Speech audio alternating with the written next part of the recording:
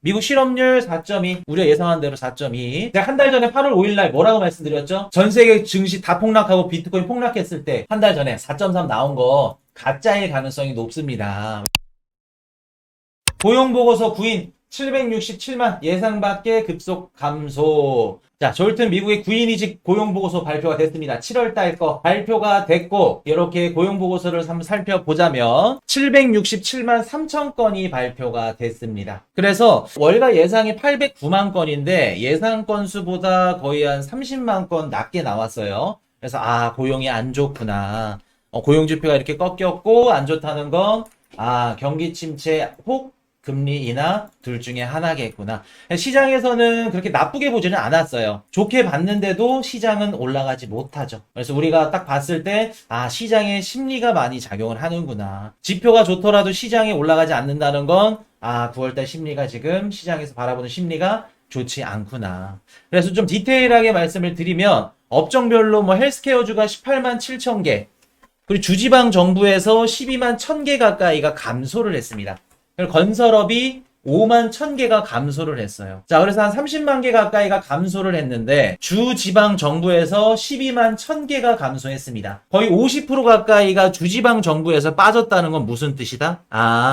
정부가 인위적으로 재정 지출을 줄여서 고용 수치를 낮췄구나. 금리 인하를 견인하게끔. 그래서 이번에도 고용지표 낮게 나온 거는 사기업들이 무너졌거나 아니면 고용시장이 진짜 안 좋거나 실업률이 폭등했구나 해서 고용지표가 꺾인 게 아니라 정부가 인위적으로 살짝 낮추면서 조절을 하고 있구나. 헬스케어주 18만 7천 개, 주지방 정부가 12만 1000개. 주지방 정부가 감소했다는 건 정부가 지방 정부에 대한 이런 고용시장, 공급들 이런 것들을 낮췄다는 얘기입니다. 그래서 일부러 약화되게 금리 인하를 위해서 살짝 조절을 해주고 있구나. 그렇게 보시면 됩니다. 그래서 우리가 또 왜 다른 걸로 보냐면은 그동안 지금 바이든 정권에서 시행하고 있는 게 반도체 관련법, IRA, 우리 인플레이션 감축 법안 이런 것들 때문에 건설업 시장의 고용이 좋게 나왔습니다. 근데 볼게요. 이 건설업에서 5만 1000개가 감소를 했어, 이번에. 주지방 정부 12만 1000개, 그리고 건설업에서 5만 1000개. 그러면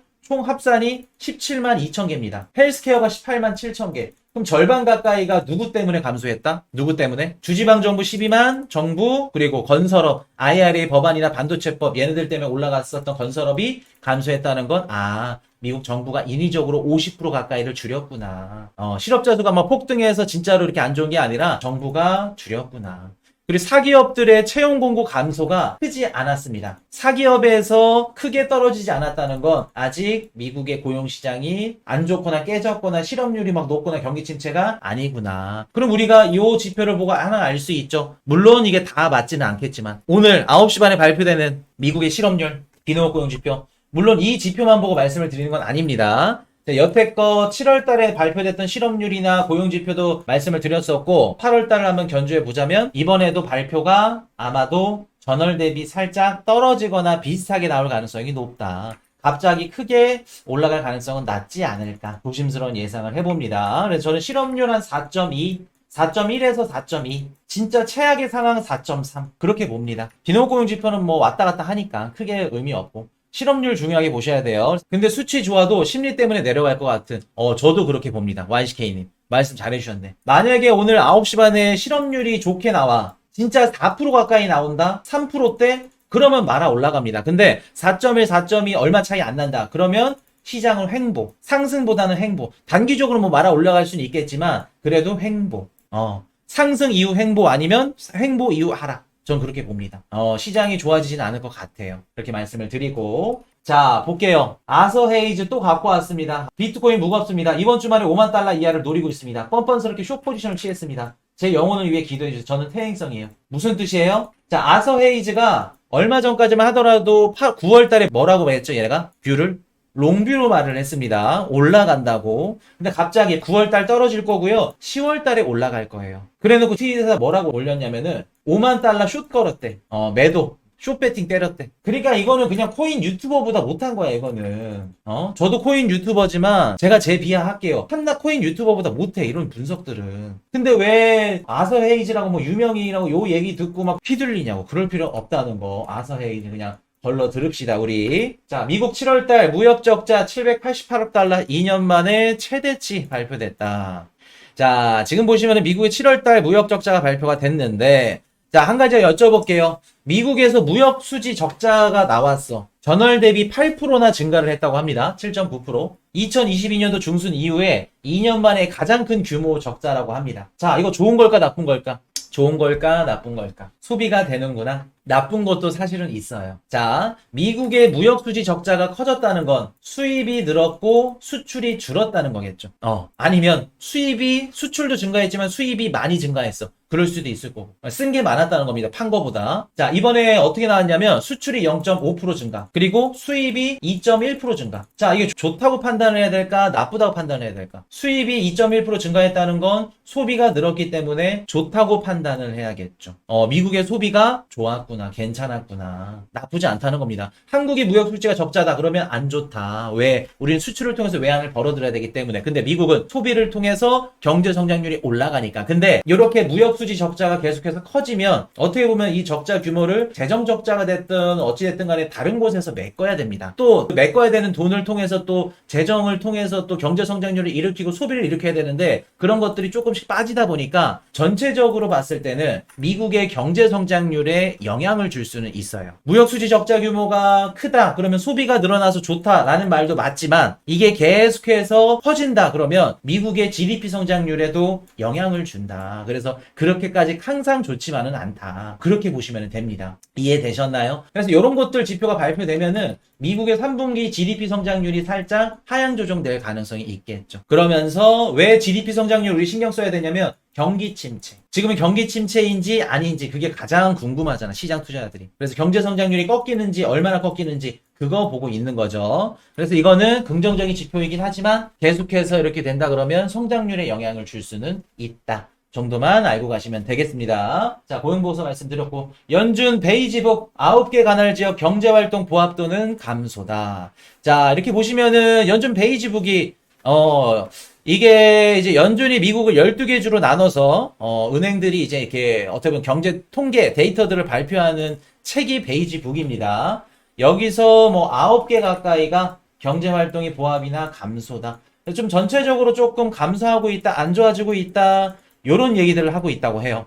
그래서 금리 인하 뭐 가능하겠다, 충분하겠다 라는 내용들이 담겨져 있었다는 거 크게 의미 없습니다. 자, 달러트리 실적 전반치 하향 주가에 22% 폭락. 자, 달러트리가 뭐냐면은 미국의 다이소 있죠. 제너럴샵. 걔네랑 똑같은 애들입니다. 달러트리. 1000원샵. 일본의 뭐 1000엔샵처럼 100엔샵처럼 똑같이 1000원 우리 다이소 그렇게 보시면 됩니다. 우리 그 소득 계층들이 조금 이게 중하위권 저소득층 계열들이 가는 잡화점이라고 보시면 돼요. 근데 이번에 실적 발표가 났는데 어떻게 나왔죠? 매출이 꺾였습니다. 그리고 앞으로 향후 가이던스 매출도 낮췄어요. 그러면 우리가 조금 더 정확하게 알 수 있겠죠. 아, 미국의 소비 실물 경제는 좋지 않구나. 빈부격차가 진짜 심하구나. 미국의 거의 대다수 50%, 70%, 50%, 70% 가까이 소비를 차지하고 있는 중상위권 계층들은 소비력이 좋은 반면에 왜 우리가 그걸 어떻게 알아요? 홈마트, 뭐 홈플러스 이런 데 매출이 잘 나왔죠. 코스트코. 돈 좀 벌고 주식 투자 좀 하는 계층들. 그러나 주식 투자도 힘들고 먹고 사기 급급한 힘든 저소득층 계열들은 힘들다. 왜? 달러트리, 뭐 제너럴샵 이런 데 가서 중저가 상품들도 구매가 낮아질 정도로 필수 소비재만 지출할 정도로 그래서 이렇게 보시면은 되겠습니다. 그래서 뭐 간혹가다 미국의 실물 경제가 꺾여가지고 경기 침체 아니냐 이런 말씀들 하신 분들이 계시는데 경기 침체 맞습니다. 저도 그렇게 봐요. 근데 우리가 보이는 지표들 주식 투자를 하는데 참고하는 이런 온체인 데이터들 지표들은 경기 침체 지표 당분간은 안 나옵니다. 나올 수가 없다는 거. 자, 미국의 8월달 서비스 PMI 55.7 시장 예상치 상해. 엊그저께 미국의 제조 PMI 48점 몇 나왔나요? 안 좋게 나와가지고 시장이 빠졌죠? 이해를 못한다고 말씀을 드렸습니다. 왜? 서비스 PMI가 낮게 나와야 진짜 소비 침체야, 경기 침체고. 근데 서비스 PMI 55.7, 50 넘으면 좋은 겁니다. 서비스 PMI 아직 안 꺾였어요. 뭐 S&P나 이런 각종 통계 자료들 다 따지면은 서비스 PMI 지금 50 다 이상입니다. 그 뜻은 미국의 서비스업 지표, 소비 지표 아직 꺾이지 않았구나. 경기 침체 아직 시기상조구나. 그렇게 보시면 됩니다. 자, 브로드컴 예상 부합하는 실적에도 시간의 거래에서 6% 하락. 자, 일단은 볼게요. 일단 우리가 브로드컴 하면 이제 AI 기업으로 보셔야겠죠. AI 섹터로.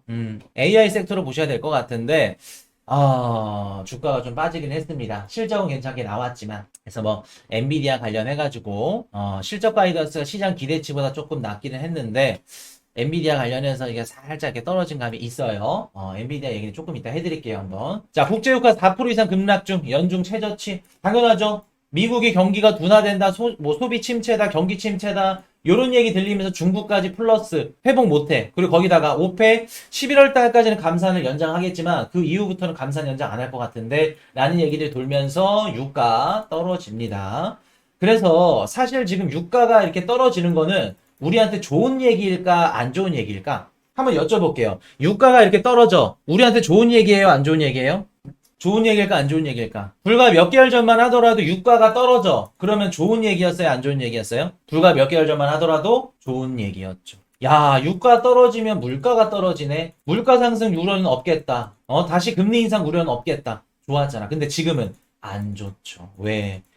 경기가 침체일 수 있겠구나. 유가가 이렇게 급락하는 거는 어디에 영향을 많이 받는다? 경기 침체, 소비. 그래도 지금은 유가가 이렇게까지 급락하는 거 이미 시장에서는 물가를 지금 잡았다고 판단하기 때문에 굳이 유가가 올랐다 떨어졌다 크게 의미 없습니다. 진짜 뭐 전쟁이 터져서 유가가 막 폭등한다 그러면 안 좋지. 근데 지금 상태에서 공급과 수요의 측면 그리고 심리적인 측면에서 원유 가격이 오르락 내리락 하는 시점에서는 오히려 떨어지는 게 좋은 기사만은 아니다. 왜? 경기 침체를 얘기하는 거니까. 그렇게 보시면 됩니다. 자, 지난주 미국 신규 실업상 청구 건수 감소 전만치 믿더라. 자, 미국의 신규 실업상 청구 건수도 낮게 나왔습니다. 이런 지표들도 제가 4분 뒤에 발표되는 요 실업률 크게 나쁘게 보지 않는다는 이유 중에 하나죠. 자, 그래서 보시면은 신규 실업상 청구 건수가 어떻게 발표됐다? 22만 7천 건. 전주 대비 5천 건이 감소했다 그래요. 지금은 고용시장이 이렇게 완만하게 둔화되는 움직임 그렇게 보시면 됩니다. 자, 엔비디아 단독점 조사 미 법무부 소환장 받은 적 없어. 제가 이 외신을 보고 깜짝 놀랐는데 생각이 좀 많아졌어요. 진짜 지금까지 제가 생각했던 뷰가 조금 흔들릴 정도로 곰곰이 한번 생각을 해봅시다. 지금 상태에서 해리스가 자기가 대통령이 되고 싶으면 엔비디아 주가가 상승해야 돼요? 아니면 떨어져야 돼요? 당연히 상승해야겠죠. 근데 법무부에서 소환을 한다? 생각이 많아지더라고요. 무슨 뜻이지? 9월 달에 좀 많이 꺾어놓고 10월 달에 올리려는 얘기인가? 말이 안 되는 거야. 근데 봤더니 소환장 받은 적 없다고 얘기 찌라시더라고요. 그래서 아마도 요런 기사들 찌라시들이 어디서 나왔냐 추측을 해봤더니 엔비디아가 폭락하면 누가 팔짝 웃고 있을지 누구일지 조금 생각이 들더라고요. 그래서 제가 요거 우리 하우스 방송에서는 말씀을 드렸죠. 이유를 저는 엔비디아 단기적으로는 뭐 그렇다 치지만 중장기적인 관점에서 엔비디아 좋게 보지 않습니다. 아마도 경제 뭐 주식 방송 하시는 분들 엔비디아 다 좋게 얘기를 하실 건데 저는 좋게 보지 않아요. 그 이유는 여러분들 알고 계시죠? 하우스 방송에서 제가 말씀드렸던 거 기억하실 겁니다. 해서 요 반독점 뭐 소환장 이런 것들이 대선 이후에는 나올 가능성이 높습니다. 요거는 제가 미리 한번 말씀을 드릴게요. 정규방송 분들한테도. 대선 이후에는 엔비디아 이거 반독점 이런 관련돼서 정부에서 부를 가능성 굉장히 높아요. 근데 11월 5일 이전에는 나오기 힘들다. 주식에 영향을 주는 이런 얘기들, 이런 뉴스들, 이런 것들은 최대한 나오지 않을 거다. 라는 말씀. 무튼 그렇게 말씀을 드릴게요. 저는 이렇게 안 좋게 봅니다. 그런데 엔비디아 뭐 당장 빠진다는 거 아니에요? 중장기적인 관점에서 저는 엔비디아보다 조금 더 좋은 주식이 있지 않을까라는 생각을 하는 겁니다. 자, 돈 좀 맡겨둘게요. 우르르 역대급 뭉칫돈 싸들고 간 곳이 어디일까요? 바로 MMF 머니마켓 펀드입니다. 갈 길 잃은 돈 요게 우리 하반기에 시장에 얼마만큼 나오는지 그게 관건이에요. 그래서 6조 3천억 달러입니다. 6조 3천억 사상 최고치 경신입니다. 이해되셨죠? 요거 제가 연말에 코인 시장 롱비로 본다 괜찮게 본다 라고 말씀드렸던 이유 중에 또 하나가 요겁니다. 요 자금 아마 많은 방송들은 이런 얘기 할 겁니다. 금리 인하해서 코인 오를 거예요. 미국 정부가 돈 좀 찍어가지고 코인 오를 거예요. 재정 공급할 거예요. 그런 얘기 할 겁니다. 그것보다도 MMF 자금이 직접적으로 어떻게 움직이는지가 가장 관건입니다. 머니마켓 펀드. 자, 제니 옐런 IRA 폐지하면 일자리 손실, 대중국 경쟁력 약화 경고. 자, 제니 옐런 누님 등판했습니다. 약속이나 했다듯이 9월달 딱 등판했어요. 제노팔 연준장이 딱 멘트 날리고 제니 옐런 누님이 나와서 얘기를 하죠. 딱 얘기를 합니다. 자, IRA 폐지하면 일자리 손실, 대중국 경쟁력 약화. IRA 폐지하면 안 된다라는 얘기를 합니다. 그리고 제니 옐런 누님이 뭔 얘기를 하냐면은 그냥 뻔한 얘기를 해요. 근데 사실 이번에 중요한 게 뭐냐면 이제 제니 옐런 누님이 나와서 등판을 했다. 뭐를 하기 시작한다? 나 이제 시장에 들어갈게. 얘기한 겁니다. 지금까지 국채 바이백했던 거, 채권 가격 비싸다고 안 사줬지, 거짓말 쳤던 거 하반기부터 지금 사주고 있어. 그리고 돈 모아놨던 거 풀어줄게. 재무부가 등판한 거를 알리는 서막입니다. 요게 옐런 누님이 이제 시작하겠다는 거예요. 노스캐롤라이나주에서 연설을 통해서 IRA 얘기하고 오케이 이제 해리스 당선되게끔 미국 주식에 돈 풀어줄게 얘기하는 겁니다. 이런 거 다 필요 없어요. IRA 이거 필요 없고 이제 2달 동안 남은 거 해리스 당선에 초점 맞추겠다 그 얘기하는 겁니다. 발표됐나요? 실업률 4.2%? 우리 예상했던 대로 나왔네. 4.2 나왔다고? 제가 말씀드렸던 대로 그대로 나왔네요. 자, 그럼 볼게요. 요거는 제가 아까 말씀드렸듯이 빠질 확률도 있어요. 올라가지 않습니다. 당장. 한번 볼까요, 시장? 빠지죠? 빠졌다 올라갔다. 지금 왔다 갔다 얘네들 지금 갈 길을 못 찾는 거야. 이런 식으로. 크게 올라가지 않습니다. 4.2면은 살짝 올라갔다 떨어졌다. 횡보가 맞다. 크게 의미가 없다. 자, 그럼 여쭤볼게요. 제가 한 달 전에 8월 5일날 딱 한 달 전에 9월 6일이니까 8월 5일날 전세 글로벌 자산시장이 폭락했을 때 제가 뭐라고 말씀을 드렸죠? 한 달 전에 방송 기억하세요? 정규 방송? 비농업 고용지수가 14만 2천 건. 예상치보다 살짝 낮게 나왔네요. 예상치보다. 그러면은 살짝 빠질 수도 있겠다. 좋진 않겠다.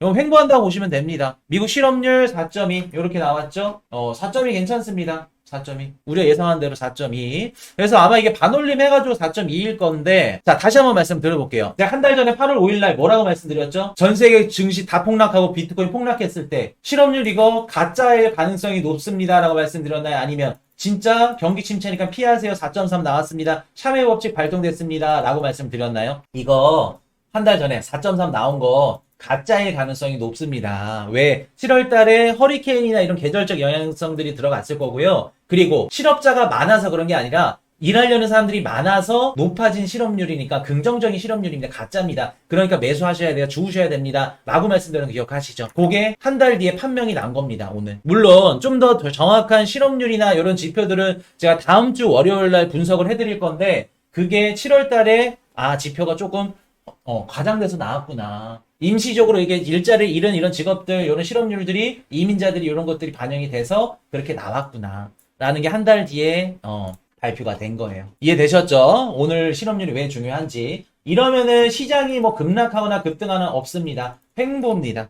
횡보한다고 보시면 돼요. 아까도 말씀드렸지만 예상치랑 비슷한 수치 나온다 그러면 상승 하락도 아닌 그냥 횡보. 오히려 또 떨어지는 게 조금 더 가까울 수 있겠다. 시장은. 그렇게 보시면 됩니다. 자, 엔캐리 지고 스위스 프랑 캐리 뜬다. 자, 지금 일본의 우리 금리가 낮은 화폐를 갖고 금리가 높은 자산 시장에 투자를 하는 우리 캐리 트레이드 자금, 엔화 빌려서 엔캐리 트레이드 자금 우리 배웠었죠. 자, 일본이 엔화를 강세로 가져간다. 금리를 올리려고 하니까 누가 뜬다? 스위스 프랑화. 얘네가 지금 기준금리가 아마 1.25% 정도 될 겁니다. 스위스가 가장 먼저 금리를 내렸고 또 금리도 가장 낮아요. 그렇기 때문에 일본은 언제든지 올릴 수 있기 때문에 이거 안 되겠는데 오케이 일본 대신 스위스 프랑화 쓰자. 그래서 나는 수요가 지금 일본에서 스위스로 옮겨가고 있다고 합니다. 근데 요거 때문에 이제 걱정하시는 분들이 계실 거야. 코인이슈님 그러면 엔캐리 트레이드 자금이 청산되면서 스위스로 들어가는 거 아닌가요? 그럼 다시 엔캐리 트레이드 청산이 나는 거 아닌가요? 그게 쉽지가 않은 게 뭐냐면 스위스 프랑화 같은 경우에는 글로벌 통합 바스켓에서 유동성이 사실 부족해요. 일본만큼. 일본보다 부족하기 때문에 이게 아무리 금리가 낮다고만 해서 스위스 프랑화를 무조건 쓰지는 않는다. 우리가 이제 엔캐리 트레이드 캐리 트레이드를 이제 사용을 할 때 보는 게 통화 화폐 유동성이라던가 아니면 글로벌 기업들이 이제 통화 화폐 가치에 대해서 얼마나 신뢰가 있는지 다양한 좀 부분들을 보기 때문에 스위스 프랑으로 무조건 엔캐리 트레이드 자금이 청산돼서 가지는 않는다. 그런 걱정할 필요는 없다. 일본 7월달 소비자 지출 0.1% 증가, 3개월 만에 소폭 증가했다. 이거는 조금 무섭죠. 일본의 물가가 상승했습니다. 7월 고용 데이터 크게 수정되었다고? 그럼 그렇지. 그럼 그렇지. 말했잖아. 허수라고. 말도 안 된다고. 7월달 실업률 몇 프로로 수정되는지 한번 쳐주세요, 배매네님.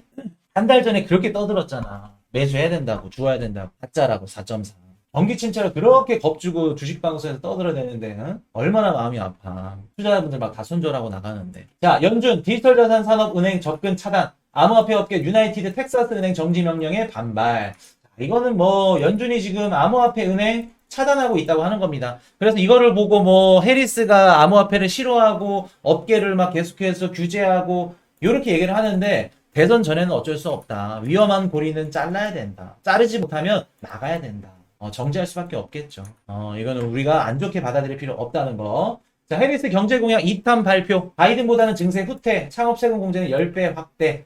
자, 그래서 해리스가 기존에 바이든이 얘기했던 경제정책을 가져가면 안 됩니다. 가져가면 안 돼요. 안 좋기 때문에 요거 살짝 하향 조정해서 사탕 발림을 해줘야겠죠. 그래야 트럼프랑 싸울 수 있겠죠. 요거는 뭐 당연한 거. 어쩔 수 없다. 그렇게 보시면 됩니다. 자, ETF 플로우 볼게요. 2억 1천만 달러 유출. 오케이, 알겠어. 근데 상관없습니다. 왜? 블랙록 유출 없네. 그러면 우리는 나가는 겁니다. 지금 왜 기관들이 ETF를 던지는지 수요일날 우리 하우스 방송에서 말씀드렸던 기억하실 겁니다. 자산 분배 어떻게 하는지 그거 보시면서 생각하시고. 자, 이더리움 ETF 플로우 반응 없죠?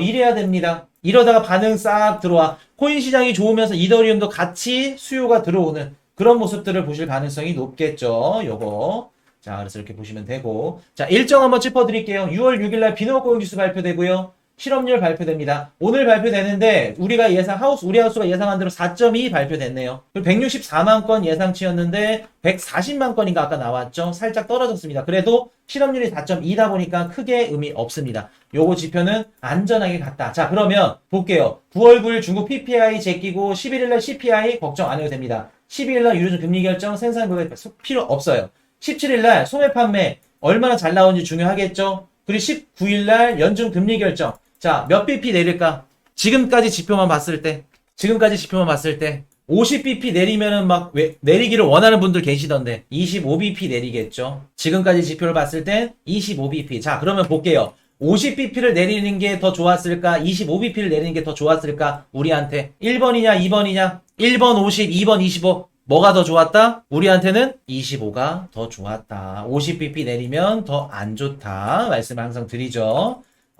차근차근, 짧게, 최대한 안 하는 것도 좋다. 근데 이제 정치적인 발언 때문에 어쩔 수 없이 한다고 하면 25bp가 좋다. 우리한테는 긍정적으로 간다는 거. 정도표가 그리고 중요하죠. 자, 이렇게 보시면 되고, 25일날 신규주택 판매 발표되고, 26일날 GDP 발표됩니다. GDP 3%까지는 안 나올 것 같은데, 이번에 2분기 잠정치가 3%였으니까 그거보다 살짝 떨어지는 2.8 정도 되지 않을까? 그 정도 생각을 해봅니다. 3% 나오면 대박이고 3% 나오면은 26일날 긍정적인 뷰를 바라보도 좋습니다. 잭소노 미팅 이후에